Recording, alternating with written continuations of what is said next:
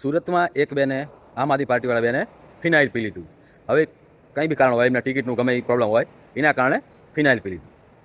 મતલબ તમે વિચારો કે એક ટિકિટ માટે આટલું કરવું એટલે બહુ મોટી વાત કહેવાય.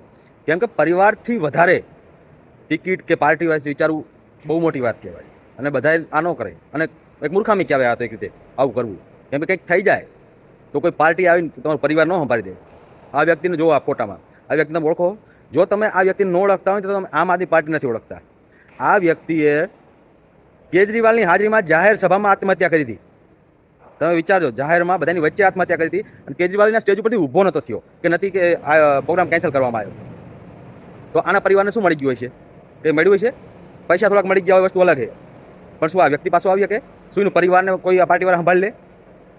આ એક ખરેખર મૂર્ખામી કહેવાય. હવે તમે વિચારો, તમે જોજો અને પછી મને યાદ કરજો જ્યારે આવું થાય ને. તો આ બેને આજે આ પાર્ટી માટે કે ટિકિટ માટે કોઈ પણ રોષ એમનો હશે એ વ્યક્ત કરવા માટે આવું કર્યું.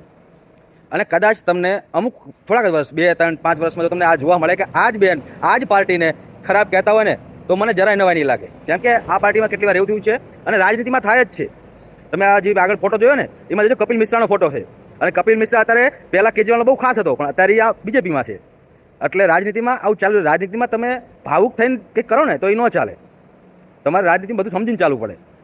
એટલે કદાચ આ જ વ્યક્તિ તમને થોડાક જ સમયમાં, થોડાક જ વર્ષોમાં આમ આદમી પાર્ટીને કંઈક ખરાબ કહેતા મળે કે આમ આદમી પાર્ટીનું શોષણ થાય છે, આમ થાય છે, ત્યાં કોઈ સાંભળતું નથી, ફલાણું ઢુકણું, જેમ આ રાજુ કરપડા બોલે છે એવી રીતે આ બેન બોલતા હોય ને, તો મને જરાય નવાઈ નહીં લાગે. તમે જોતા જાઓ. એટલે આ બેને ખરેખર મૂર્ખામી જ કરી કહેવાય. કે કેમ કે જો કંઈક થઈ જાય ને, હે ને, તો કોઈ સંભાળવા ન આવે. અને રાજનીતિમાં બધે, હું એક પાર્ટીમાં નથી કહેતો, બધાને કહું, જીવતો હાથી લાખનો હોય અને મરેલો 1.25 લાખનો હોય. તમે કંઈક મરી જાઓ ને તો એ પાર્ટીને નુકસાન કંઈ ન થાય. કે સામેવાળી વિપક્ષને, એની વિરોધી પાર્ટી હોય એને નુકસાન ન થાય, એ તમારા પરિવારને જ નુકસાન થાય. એટલે આટલું સિરિયસ ન લઈશો. રાજનીતિમાં તમને ટિકિટ ન મળી ને તો એ આગલી વખતે મળી જશે, પણ જીવ જતો રહેશે ને, કે કંઈક થઈ જાય છે ને, તો પછી કોઈ હાથ નહીં પકડે.